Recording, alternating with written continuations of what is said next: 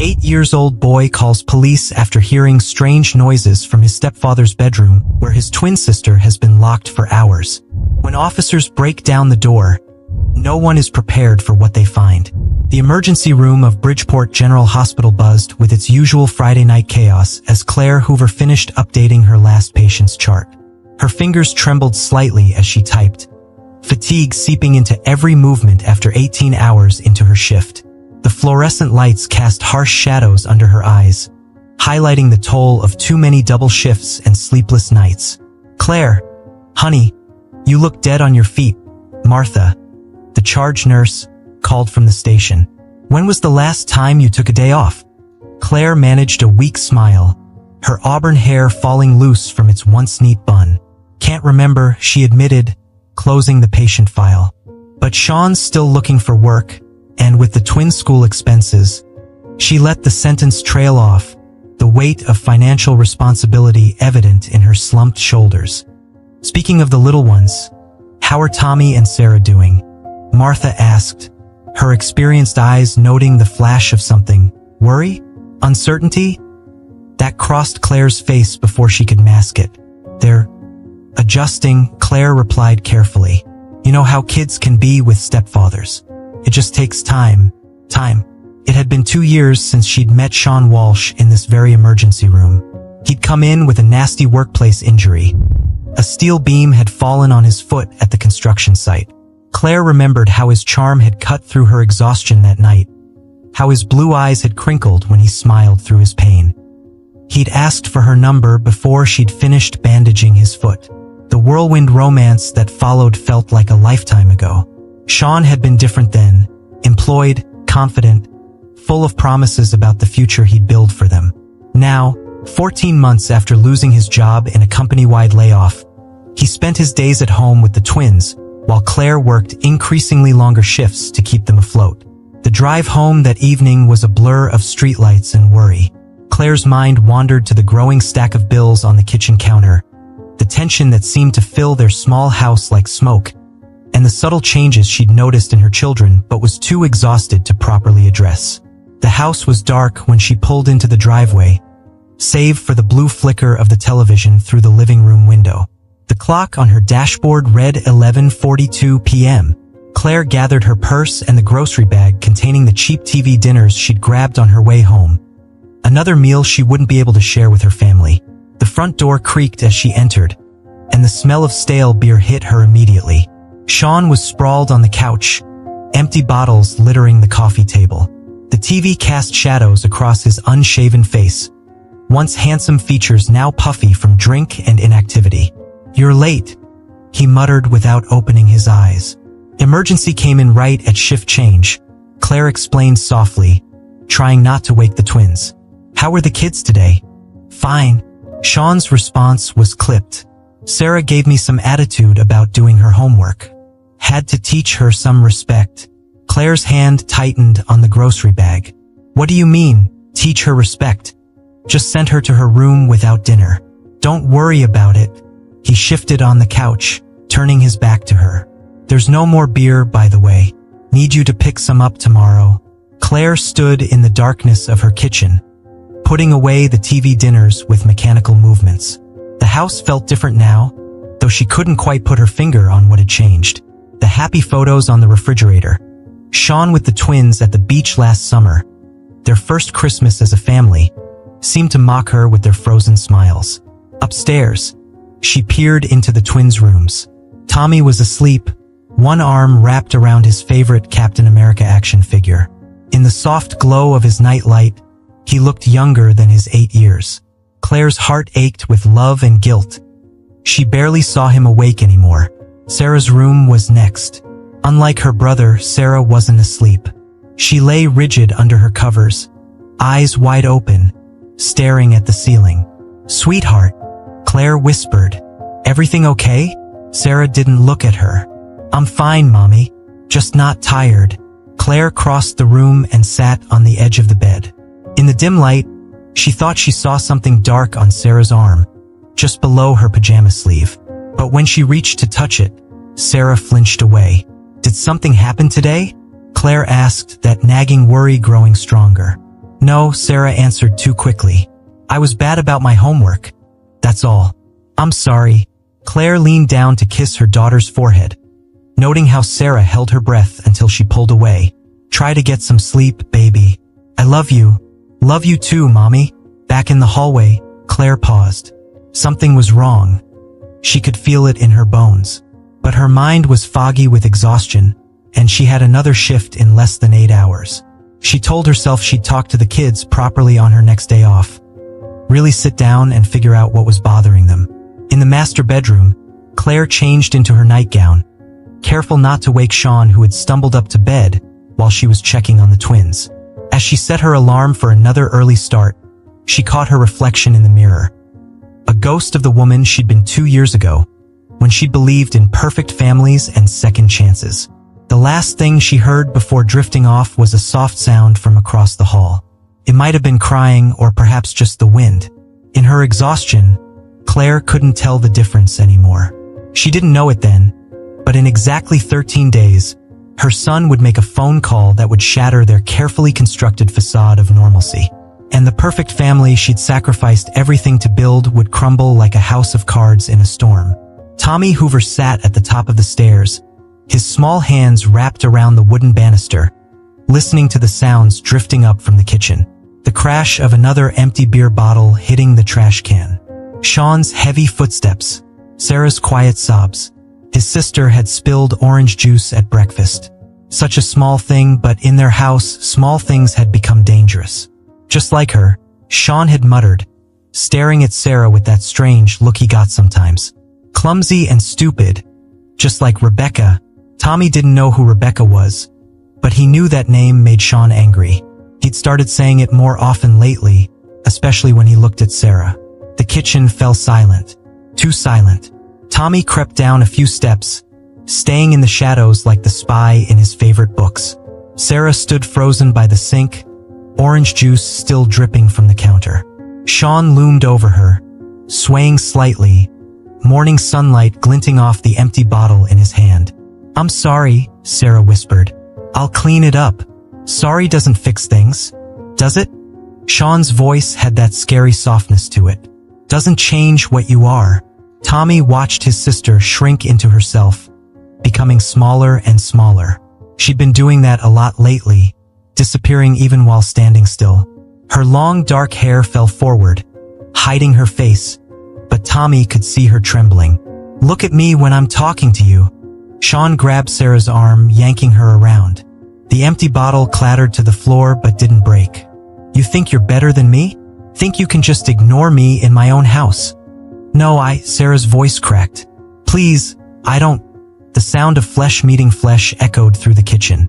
Tommy bit his lip so hard he tasted blood, forcing himself to stay quiet, to stay hidden. Sarah didn't make a sound as she crumpled to the floor, her small hand covering her cheek. Clean up this mess, Sean growled, stepping over her. And don't let your mother see that mark. You know how she worries. Tommy retreated upstairs as Sean's footsteps approached, ducking into the bathroom. His heart pounded so hard he was sure it would burst. When he heard Sean's bedroom door slam, he crept back to the kitchen. Sarah was on her hands and knees, wiping up juice with paper towels. Her dark hair still covered her face, but Tommy could see the angry red handprint blooming on her cheek. Sarah, he whispered, using his special nickname for her. Let me help. She flinched at his voice, then relaxed slightly when she saw it was him. You should go back upstairs, Tommy. He might come back. I'm not leaving you. Tommy grabbed more paper towels and knelt beside his sister. Under her hair, tears tracked silently down her face. We should tell Mom. Sarah shook her head violently. We can't. He said he'd hurt her too if we told. And she works so hard. She's so tired all the time. Tommy wanted to argue, but he knew Sarah was right. Their mother was barely home anymore, taking extra shifts to make up for Sean's lost income. When she was home, she slept like the dead, dark circles under her eyes making her look like a ghost. As they cleaned, Tommy noticed more bruises on Sarah's arms, purple-yellow marks in the shape of fingerprints. She pulled down her sleeves when she caught him looking. It's not that bad, she mumbled. I just need to be more careful. This isn't right, Sarah. Tommy's voice shook. The stuff he does. The things he says. Shoo! Sarah's eyes darted fearfully toward the stairs. Please, Tommy. Just forget it. But Tommy couldn't forget. That night, after Sarah had gone to bed, he snuck into Sean's study. A room they weren't supposed to enter. He didn't know what he was looking for until he found it. A small wooden box hidden behind some books. Inside was an old photograph, creased and worn at the edges. A woman with long dark hair smiled at the camera, her features startlingly similar to Sarah's. On the back, in faded ink, Rebecca Stevens, Summer '02. The sound of footsteps in the hall sent Tommy scrambling to replace the box. He made it out just as Sean rounded the corner, reeking of beer. What are you doing up? Sean demanded. Bathroom, Tommy lied, his heart racing. Just going back to bed. Sean grabbed his arm as he tried to pass. You weren't in my study? Were you, boy? No, sir. Tommy forced himself to meet Sean's bloodshot eyes, remembering what his sister had said about making eye contact. Sean studied him for a long moment, his grip painfully tight. Good. Because you know what happens to nosy little brats who don't mind their own business. Don't you? Tommy nodded, thinking of Sarah's bruises. Yes, sir. Get to bed. Sean shoved him toward his room. And Tommy, keep your door closed tonight. Your sister needs another lesson in respect. Tommy lay awake for hours, listening to the muffled sounds from Sarah's room. His Captain America action figure clutched to his chest. He wished desperately for real superheroes. Someone strong enough to save them, brave enough to stop Sean. But no heroes came that night or any night after.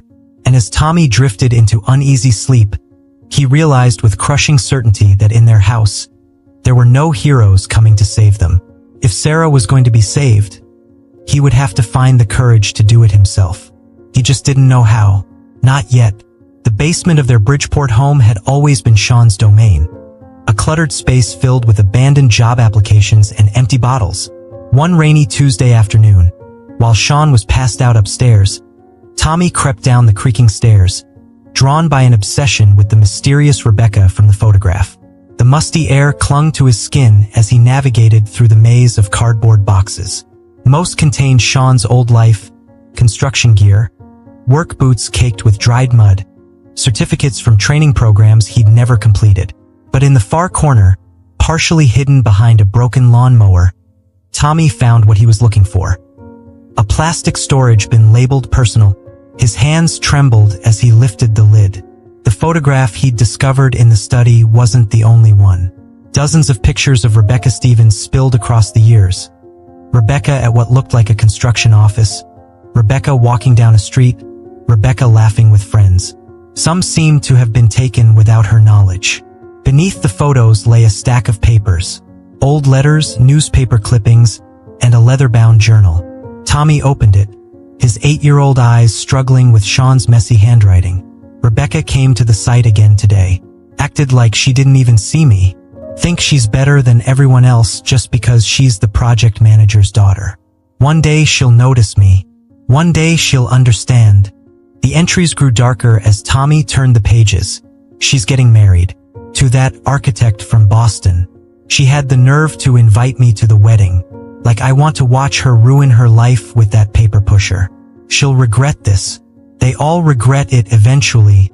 A noise upstairs made Tommy freeze. He quickly replaced everything except one photo that had slipped under a box. As he retrieved it, the date on the back caught his eye. Rebecca's wedding day, 2003, but this photo was different. Rebecca's face had been scratched out with such violence that the paper had torn. Footsteps creaked overhead. Tommy shoved the photo in his pocket and rushed to return the bin to its place. He made it upstairs just as Sean's heavy footfalls started down the hall. That evening, as Claire prepared for another night shift, Tommy watched Sarah setting the table for dinner. In the fading daylight, the resemblance to Rebecca was startling. The same dark hair, the same delicate features. Even the way she moved, careful and quiet, seemed to mirror the woman in the photographs. Sarah, Sean's voice cut through Tommy's thoughts. He stood in the kitchen doorway, staring at Sarah with that familiar, unsettling gaze. You need to tie your hair back. I don't like it hanging in your face like that. Sarah's hands flew to her hair, trembling.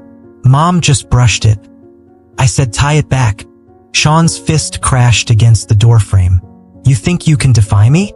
Just like she did. Sean, Claire appeared behind him, already in her scrubs. What's wrong? Nothing. Sean's voice shifted, smoothing into false calm. Sarah's just being difficult about her hair. I'll handle it. Claire looked uncertainly between them. I have to go. My shift starts in 30 minutes. Tommy, help your sister with her hair. Okay?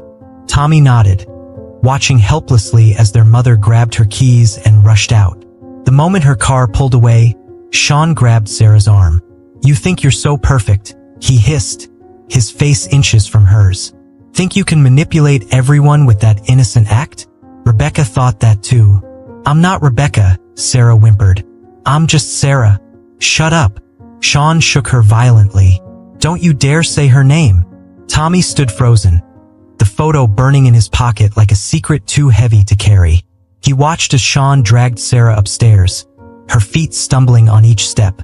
The sound of a door slamming echoed through the house, followed by the first muffled cry. In his room, Tommy pulled out the photo of Rebecca with her scratched-out face.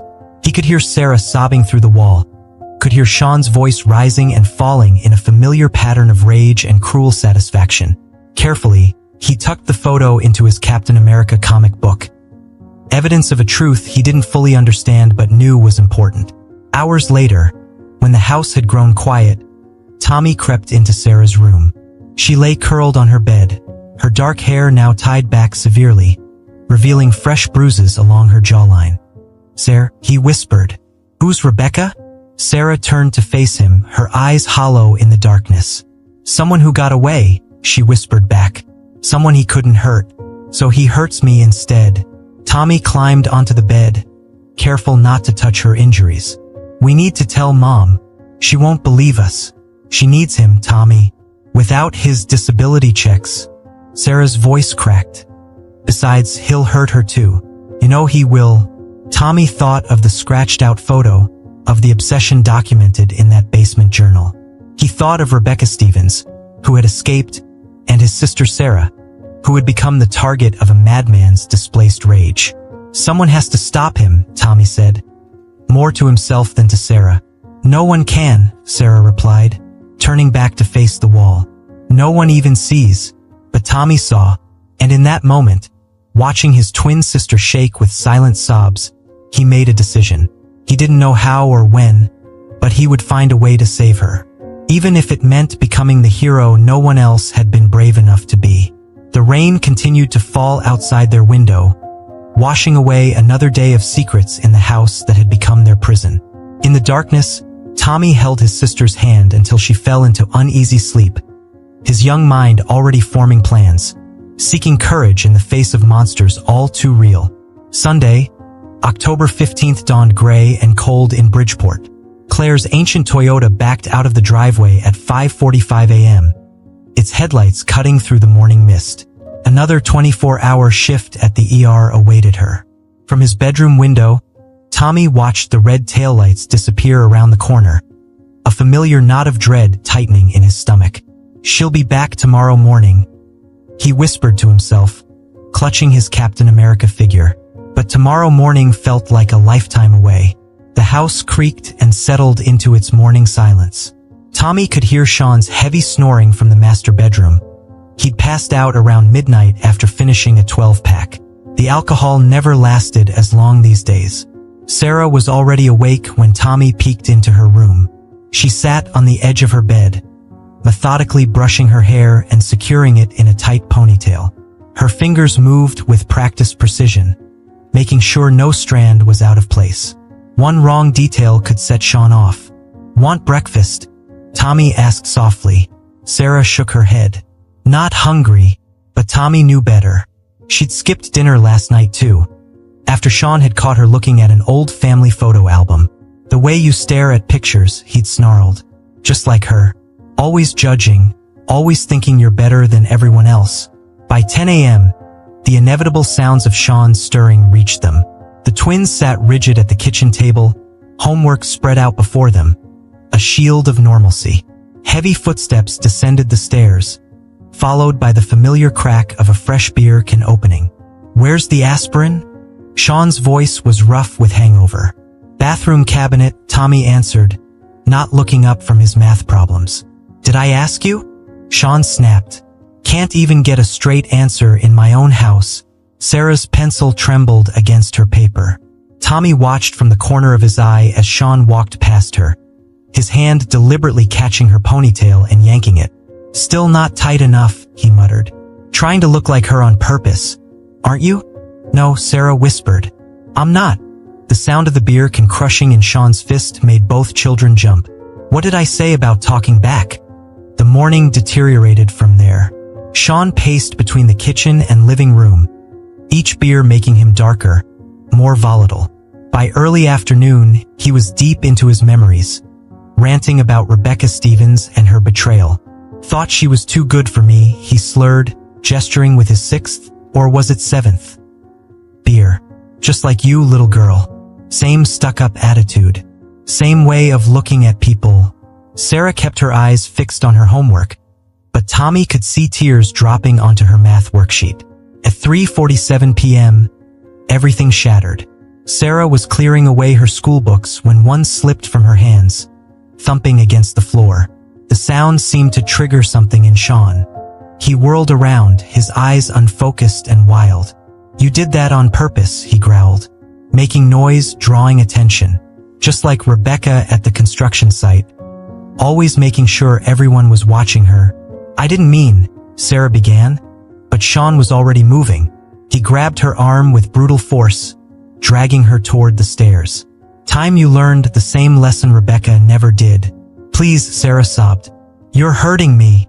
"Hurting you?" Sean laughed, a horrible, broken sound. "You don't know what hurt is. But you will. Oh, you will." Tommy stood paralyzed in the kitchen doorway as Sean hauled his sister upstairs. Sarah's eyes met his for a brief moment, wide, terrified, pleading. Then they disappeared around the corner. The master bedroom door slammed. A lock clicked, the sound of leather being pulled through belt loops. Sarah's first scream pierced the air. Tommy's legs gave out, and he slid down the wall to the floor. His heart thundered in his chest as more screams followed, punctuated by the crack of leather against flesh and Sean's drunken shouting. "Think you're better than me? Think you can look down on me like she did?" Crack. 14 years I watched her prance around that office. Crack. Should have taught her this lesson back then. Something shattered, probably the bedside lamp. Sarah's screams had turned to whimpers. Tommy pushed himself to his feet, stumbling to the kitchen phone. His hand hovered over the numbers as Sean's threats from the past echoed in his mind. "If you ever tell anyone, I'll kill your mother first. Make you both watch." Another scream from upstairs, this one weaker than the others. Tommy thought of the photograph in his comic book, of Rebecca's scratched-out face. He thought of Sarah's bruises, multiplying like dark flowers across her skin. He thought of his mother, working herself to exhaustion to support a monster. His trembling finger pressed 911. 911, what's your emergency? Tommy's voice came out as a whisper. "Please help. My stepfather is hurting my sister. I can hear her screaming. Please hurry." "What's your address, sweetheart?" 247 Maple Street. Please come quickly. I think he's killing her." The operator kept him on the line, her voice calm and steady as she assured him help was coming. But to Tommy, the 3 minutes and 40 seconds it took for the first sirens to wail in the distance felt like an eternity of helpless agony. He didn't know it then, but his small act of courage would ripple outward, changing not only his family's fate but sending waves through the entire community. In the years to come, people would talk about the twin boy who finally broke the silence, who found the strength to speak when all the adults in his life had failed. But in that moment, crouched behind the kitchen counter with the phone pressed to his ear, Tommy Hoover was just a terrified 8-year-old boy, praying that help would arrive before the screams stopped completely. "Bridgeport Police. Open the door." The command thundered through the house, cutting through Sarah's whimpers and Sean's drunken raging. Tommy flew to the front door, fumbling with the locks with shaking hands. 3 officers burst in, their boots thundering on the hardwood floors. The lead officer, a tall woman with steel-gray hair, knelt before Tommy. Her name tag read Sergeant Martinez. "Where are they, sweetheart?" "Master bedroom," Tommy choked out. "Upstairs, end of the hall." He locked the door. "Stay down here with Officer Chan," she ordered, drawing her weapon as she and her partner took the stairs 2 at a time. "Police, open this door now." Silence fell for a moment. Then Sean's voice, suddenly sober with fear. "This is my house. You can't." "Break it down," Sergeant Martinez ordered. The door splintered under the force of a metal battering ram. What followed would haunt Tommy's nightmares for years to come. Sarah's broken sobbing. Sean's roar of rage. The sounds of a struggle. "He's got a knife. Drop it. Drop it now." A single gunshot. More shouting. The clinking of handcuffs. Officer Chun tried to keep Tommy in the living room, but he slipped past her when they brought Sean down. His stepfather's face was pressed against the wall, hands cuffed behind his back, blood streaming from where he'd hit the doorframe during the struggle. "You little bastard," Sean spat when he saw Tommy. "You did this. I'll kill you for this. I'll kill all of—" "Shut up," Sergeant Martinez growled, roughly steering him toward the door. "You have the right to remain silent. Use it." Tommy barely heard Sean's continuing threats as he raced upstairs. 2 paramedics were already working on Sarah, their voices calm and professional as they cataloged her injuries.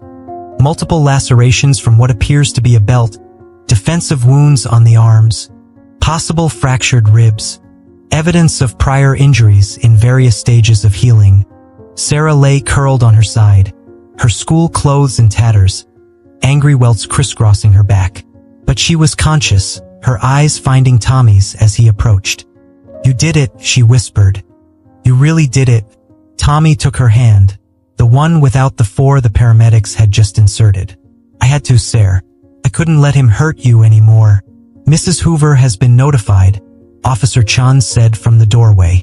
"She's meeting us at Bridgeport General." The next hour passed in a blur of activity. Police photographers documented Sarah's injuries and the state of the room. Evidence technicians bagged Sean's belt, Sarah's torn clothing, and the knife he'd pulled when police entered. A kitchen knife he must have had hidden in the bedroom. Tommy answered questions in a daze. How long had the abuse been going on? When did it start? Had Sean ever hurt him too? Did their mother know? "She works so much," Tommy explained, his voice small. "She didn't see. She was always so tired." Finally, they were ready to transport Sarah. As the paramedics wheeled her out on a stretcher, Sergeant Martinez paused to look around the bedroom one last time. Her eyes fell on something under the dresser, a photograph that had fallen during the struggle. She picked it up, studying the scratched-out face of Rebecca Stevens. "He used to follow her," Tommy said quietly, "before he met our mom. Sarah looks like her. That's why he hated her so much." The sergeant's face darkened as she bagged the photo as evidence. "You did the right thing, Tommy. You know that, right? You saved your sister's life today." Tommy watched from the ambulance as police cars filled their quiet street. Neighbors stood on porches, recording with phones, whispering behind hands. Sean sat in the back of a police car, still ranting, his words muffled by closed windows. As they pulled away, sirens wailing, Tommy held his sister's hand and finally let his tears fall. He cried for every bruise he'd seen and said nothing about, for every scream he'd pretended not to hear, for their mother, who would soon face her own devastating revelations. But beneath the tears was something else. Relief. The monstrous secret that had lived in their house was finally exposed to the light. Sean's power over them was broken. That Sunday afternoon, as autumn leaves swirled around the emergency vehicles on Maple Street, the long nightmare of the Hoover twins began its slow journey toward an end. And though they didn't know it yet, somewhere in the city, a woman named Rebecca Stevens was about to receive a phone call that would bring her own long-buried fears rushing back to the surface. The truth, so long confined to whispers and shadows, was finally screaming its way into the light. The emergency room of Bridgeport General Hospital had never felt so different to Claire Hoover. For years, she'd walked these halls as a nurse, confident in her ability to help others through their worst moments. Now, she stood frozen in the doorway of Treatment Room 3, watching strangers tend to her daughter's wounds. Multiple contusions and lacerations, Dr. Reynolds was saying, his voice professional but gentle. 3 cracked ribs, evidence of prior injuries. The words washed over Claire like ice water. Each clinical term translated in her mind to moments of violence she should have seen, should have stopped. Sarah lay on her stomach as a nurse photographed the welts on her back. Her small face turned away from the door, away from her mother. Mrs. Hoover, Sergeant Martinez touched her elbow. We need to talk about what happens next. In the family consultation room, Tommy sat clutched against Claire's side as the police sergeant laid out the brutal truth. Sean's history of stalking Rebecca Stevens, the escalating abuse, the photographs in the basement, the journal detailing his obsession. He's been charged with aggravated assault, child abuse, false imprisonment, and attempted murder, Martinez explained. Given his prior record? Claire's voice cracked. There was a restraining order from Rebecca Stevens back in 2003. He violated it multiple times. Claire pressed her hand to her mouth, remembering how she'd met Sean. Not a workplace accident, she now realized. He'd been hanging around the hospital, knowing Rebecca Stevens' father was being treated there for cancer. I didn't know, she whispered. Oh God. I didn't know. Mom. Tommy's voice was small. Are you mad at me? For calling the police? Claire pulled her son closer, her tears falling into his hair. No, baby. You're so brave. You saved your sister. I'm the one who... She couldn't finish. The next 48 hours passed in a blur of police statements, social workers, and medical examinations. Sarah remained withdrawn, speaking only in whispers, flinching at sudden movements. Tommy rarely left her side, as if afraid she might disappear if he looked away. Claire took emergency family leave from work, her colleagues rallying to cover her shifts. The support was overwhelming. Cards, meals, offers of help. But at night, alone in her hospital chair watching Sarah sleep, Claire faced the crushing weight of her failure. She'd worked so hard to provide for her children that she'd become blind to their suffering. Every extra shift, every double, every time she'd collapsed into bed too exhausted to really look at them, all of it had given Sean more opportunities to hurt her daughter. On the 3rd day, as Claire was signing Sarah's discharge papers, a woman appeared in the doorway. Tall, elegant, with long dark hair showing traces of gray. Claire recognized her instantly from the photographs. Rebecca Stevens. I came as soon as I heard, Rebecca said softly. I thought you should know what happened, what he did, what I should have done differently. Sarah, who hadn't spoken above a whisper in days, suddenly sat up straighter in her wheelchair. You're her, she said. The one who got away. Rebecca crossed the room slowly, kneeling before Sarah. The resemblance between them was startling. The same delicate features, the same haunted look in their eyes. I'm so sorry, Rebecca's voice broke. I should have pressed charges back then. Should have made sure he went to jail. If I had... It's not your fault, Tommy said fiercely. It's his. All of it. Rebecca looked at the young boy with something like wonder. You're the one who called the police? You did what I never had the courage to do. Later that night, in the small apartment the hospital's victim advocacy program had arranged for them, Claire held her children as they slept. Sarah's back was still too tender for hugs, but she let her mother stroke her hair, something she hadn't allowed in months. Tommy stirred. Mom? Is he going to come back? No, baby. Never. Promise. But how can you be sure? Claire thought of Sean in his holding cell, of Rebecca Stevens' testimony joining theirs, of the evidence collected from their house. Because this time we're all telling the truth. And the truth is stronger than his lies. As her children drifted back to sleep, Claire stared out the apartment window at the city lights. Somewhere out there, other children were suffering in silence. Other mothers were working themselves to exhaustion, missing the signs. Other monsters were hiding behind masks of charm and need. But tomorrow, Claire would start speaking at domestic violence support groups. She would tell their story, help others recognize the signs she had missed. And maybe, just maybe, another child would find the courage to make that call before it was too late. The healing would take time. Trust, once shattered, doesn't mend easily. But as Claire held her sleeping children, she made a silent vow. They would never again mistake survival for love. They would never again let silence protect a monster. They would learn to live without fear one day at a time. The children's wing of Bridgeport Family Services was painted in cheerful yellows and blues, with cartoon animals dancing across the walls. In her fourth therapy session, Sarah Hoover sat cross-legged on a beanbag chair, her fingers methodically braiding and unbraiding a strand of her hair. Dr. Melissa Chen, a child psychologist specializing in trauma, watched the repetitive movement. "You're wearing your hair down today," she observed gently. Sarah's hands froze mid-braid. "Mom said I could," she said. Her voice trembled. "She said I never have to wear it up again if I don't want to." "How does that feel?" "Scary," Sarah whispered. "Sometimes I still hear his voice, telling me to tie it back. Sometimes I wake up and forget he's gone. And I run to the bathroom to fix it before he sees."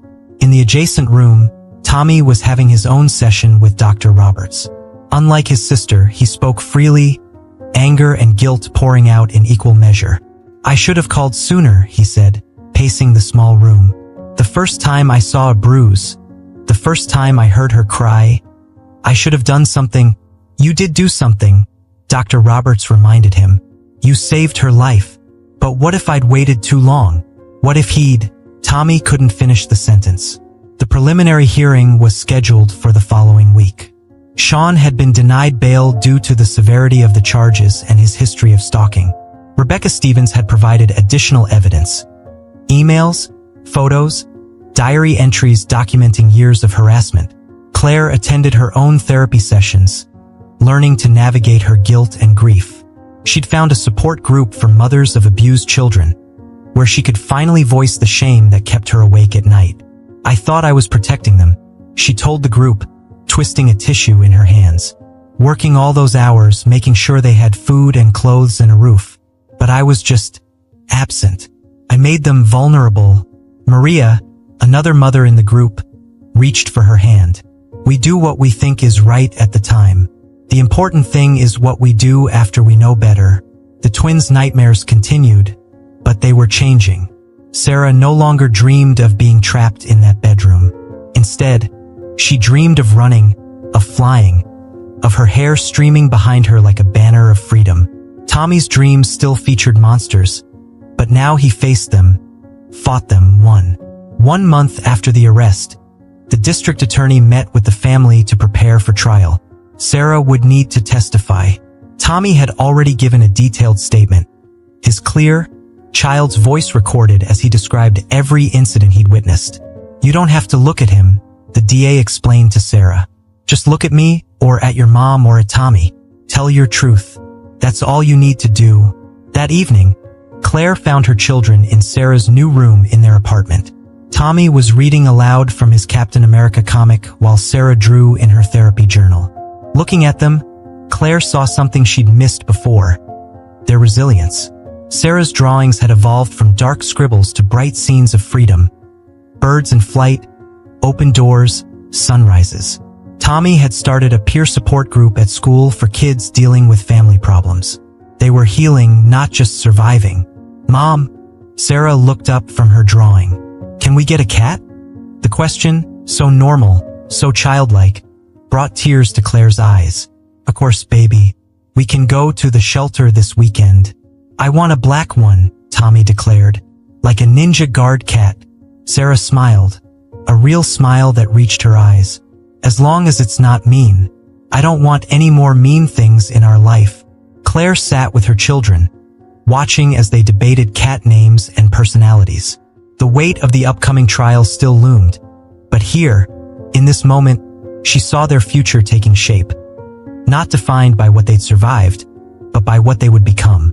Later that night, as Claire tucked them in, Sarah asked the question she'd been holding back.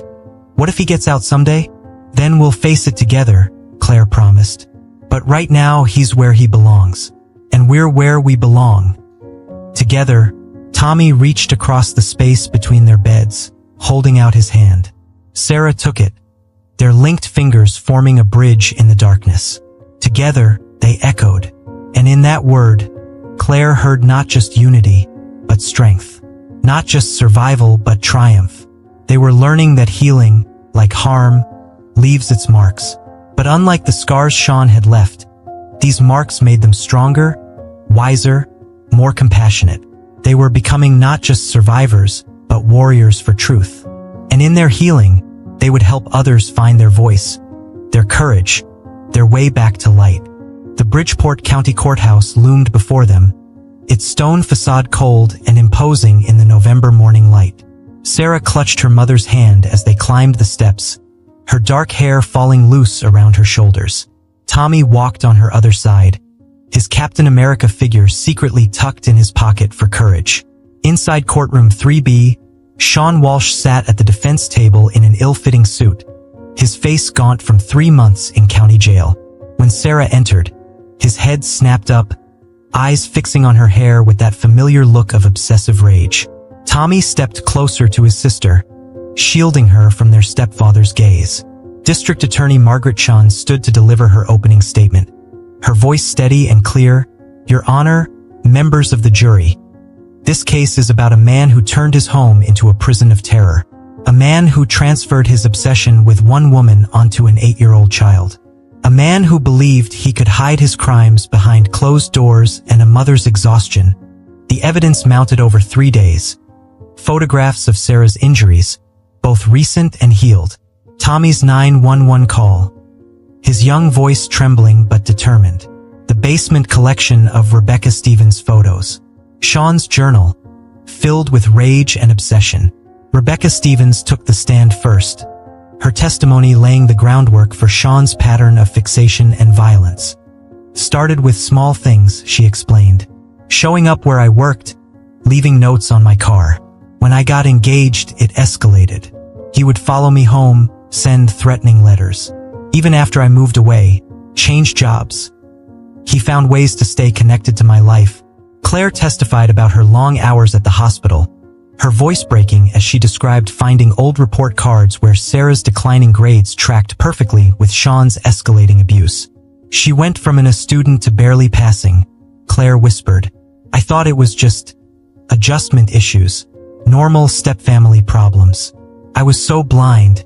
On the 3rd day, Sarah took the stand. She looked tiny in the witness box, but her voice carried clearly through the hushed courtroom. He said I was just like her, that I looked at him the same way, that I thought I was better than him. Sometimes he'd make me stand in front of the mirror while he pointed out all the ways I looked like Rebecca. Then she faltered. Take your time, DHN said gently. Sarah's eyes found Tommy in the gallery. He gave her a slight nod, and she continued. He'd hit me.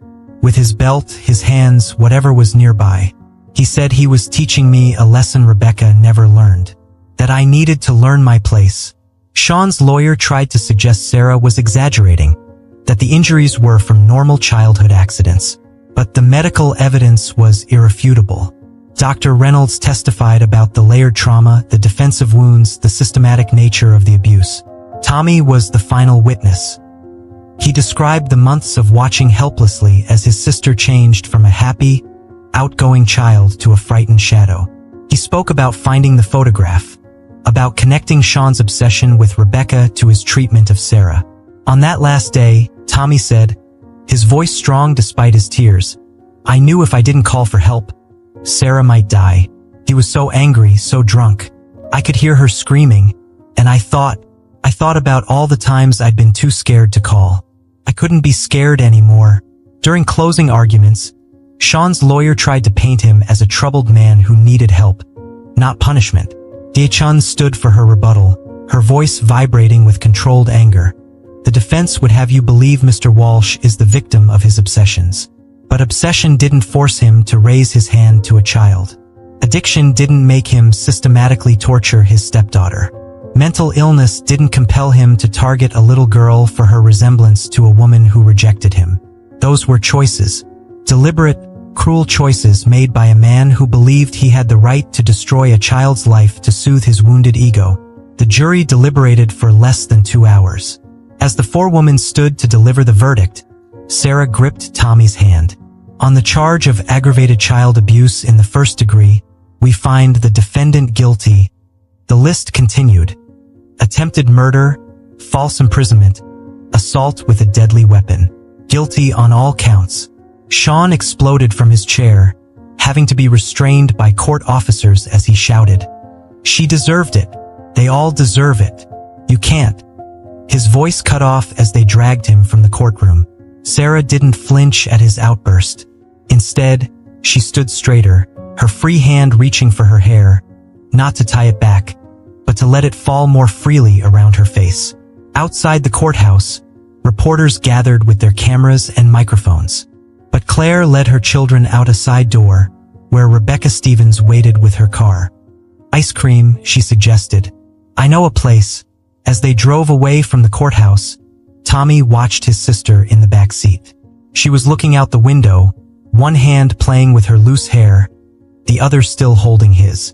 On her face was something he hadn't seen in a long time: peace. Sean Walsh would be sentenced to 30 years without possibility of parole. But for the Hoover twins, the true sentence, their imprisonment in fear, had already ended. They were free, and they had earned their freedom in the currency of truth and courage. The truth had finally won.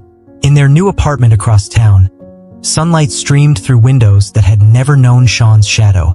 Sarah stood in front of her bedroom mirror, carefully pinning a small rainbow butterfly clip in her freely flowing hair. "Ready for your big day?" Tommy asked from the doorway. Today marked Sarah's first public speaking engagement at the Bridgeport Children's Advocacy Center. At 9 years old, she had decided to share her story with other children trapped in situations like hers had been. "What if I mess up?" she whispered, fingers nervously tracing the butterfly's wings. "You won't," Tommy assured her.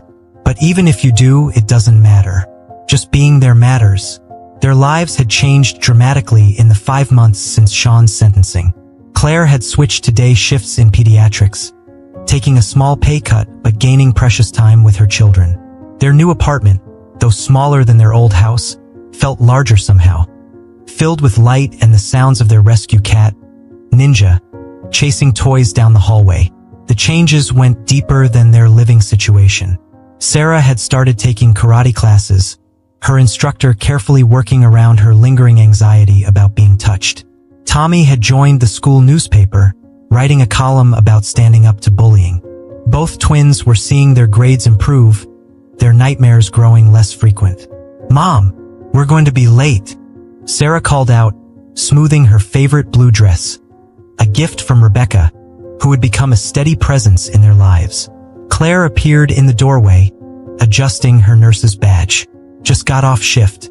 Give me 5 minutes to change." At the advocacy center, Sarah faced a room of social workers, counselors, and children like herself, survivors looking for hope. Her voice shook at first, but grew stronger as she spoke. "I used to think being brave meant not being scared, but that's not true. Being brave means being scared and doing the right thing anyway. My brother taught me that." Tommy watched from the back of the room, pride swelling in his chest. His sister wasn't just surviving anymore. She was thriving. The same strength that had helped her endure was now helping her heal. After the speech, a small girl approached Sarah, her own hair pulled back so tightly it must have hurt. Without a word, Sarah reached into her pocket and pulled out a spare butterfly clip, offering it with a gentle smile. The changes rippled outward beyond their family. Claire had started a support group for working mothers, helping them recognize warning signs she had missed. Tommy's peer support group at school had grown to include kids from other grades. Even Rebecca Stevens had found healing in helping them, finally facing her own long-buried trauma. That evening, they celebrated with pizza and ice cream in their small living room. Ninja curled up between the twins on the couch, purring contentedly. "I have something to show you," Claire said, pulling out a letter. The hospital is starting a new program for families affected by domestic violence. They want me to help coordinate it. Like a superhero team? Tommy asked, grinning. Something like that, Claire laughed. Using our experience to help others. Sarah leaned against her mother's shoulder, playing with her butterfly clip. Does it ever go away completely? She asked quietly. The scary feelings? Claire stroked her daughter's hair. I don't think they go away completely, but they get smaller, less powerful. And we get stronger. Like my karate teacher says, Sarah nodded. Turn your scars into strength. Tommy reached for his sister's hand. Their childhood gesture of comfort now transformed into one of shared victory. We already did, he said. Look at us now. Through the window, the spring sunset painted their small living room in shades of gold. Ninja stretched and changed positions, demanding pets from both twins. Claire watched her children. Not just survivors now, but warriors for change, each in their own way. They had learned that healing wasn't a destination but a journey. Each day brought new challenges, new opportunities to choose courage over fear, hope over despair. Their story, once a tragedy of abuse and silence, had become a testament to resilience and the power of speaking truth. As night fell over Bridgeport, the Hoover family sat together in their circle of light, planning tomorrow's adventures. They were no longer defined by what had been done to them, but by what they had chosen to become: survivors, advocates, heroes of their own story. And somewhere in the city, other children would sleep easier tonight, knowing that someone understood, someone had survived, someone was fighting for them. The butterfly effect of courage had only just begun. The autumn sunlight painted Bridgeport streets in shades of amber and gold, so different from the gray morning a year ago when Tommy Hoover had made the call that changed everything. Today, the twins sat in the front row of the Bridgeport Police Department's annual Community Awards ceremony. Sarah wore a blue dress with silver butterflies embroidered along the hem, her dark hair falling in natural waves around her shoulders. Tommy fidgeted with his tie, the weight of his Captain America figure still faithful in his pocket. For extraordinary courage in the face of danger, Chief Anderson read from the podium, and for actions that exemplify the highest ideals of civic duty, we present this year's Civilian Bravery Award to Thomas Hoover. The applause thundered through the auditorium as Tommy walked up to receive his plaque. In the audience, he could see familiar faces. Sergeant Martinez, beaming with pride. Dr. Chan and Dr. Roberts from Family Services. Rebecca Stevens, her own eyes bright with tears, and most importantly, his mother and sister, holding hands and smiling. Tommy, Chief Anderson said, lowering the microphone, would you like to say a few words? Tommy hadn't prepared a speech, but as he looked out at the crowd, he knew exactly what he needed to say. A year ago, I was just a scared kid who didn't know what to do. I thought heroes had to be big and strong like in the comics, but I learned that sometimes being a hero just means telling the truth, even when you're terrified. Sometimes it means making one phone call. His voice grew stronger as he continued. But I'm not the real hero of this story. My sister Sarah is. She survived things no one should have to survive, and now she helps other kids find their courage. My mom is a hero too, working with families to recognize the signs she missed. And every person out there who's living in fear right now, you can be a hero too. Just reach out. Make the call. Tell your truth. There wasn't a dry eye in the auditorium when he finished. Later that evening, the Hoover family gathered in their apartment for what had become a weekly tradition: breakfast for dinner. Claire had mastered the art of heart-shaped pancakes, and the twins competed to create the most elaborate toppings combinations. Ninja prowled the kitchen, hoping for dropped bits of bacon. The walls, once bare, now held framed photographs of happy moments from the past year. Sarah's first karate tournament, Tommy's school newspaper award, Claire's graduation from the victim advocacy training program. I got a letter from prison today, Claire said quietly, once the dinner dishes were cleared. Sean's appealing his conviction. A year ago, this news would have sent waves of panic through the family. But tonight, Sarah just reached for her brother's hand and said, "Let him. The truth is stronger than his lies. Remember?" Tommy squeezed back. "Always. They had learned that healing wasn't a straight line. There were still nights when Sarah woke up screaming, days when Tommy blamed himself for not acting sooner, moments when Claire's guilt threatened to overwhelm her. But they had also learned that they were stronger together, that every setback was temporary, that love could rebuild what hatred had tried to destroy. As the evening wound down, Sarah sat at her desk, writing in her journal. Not the therapy journal anymore, but a new one, filled with stories of hope she planned to share. Tommy sprawled on her floor, reading comics and occasionally offering plot suggestions. Claire watched from the doorway, her heart full. They had survived the darkest chapter of their story. But survival, they had discovered, was just the beginning. What came after, the healing, the growing, the helping others find their voice, that was the real victory. A soft autumn breeze rustled through the open window, carrying with it the sounds of the city. Traffic and distant sirens, children playing, life moving forward. In their small corner of Bridgeport, the Hoover family had built something Sean could never destroy. A future crafted from truth, strengthened by love, and illuminated by the courage of a little boy who dared to make a call. And somewhere out there, another child might be gathering that same courage, reaching for a phone, preparing to tell their truth. The story wasn't over. It was just beginning.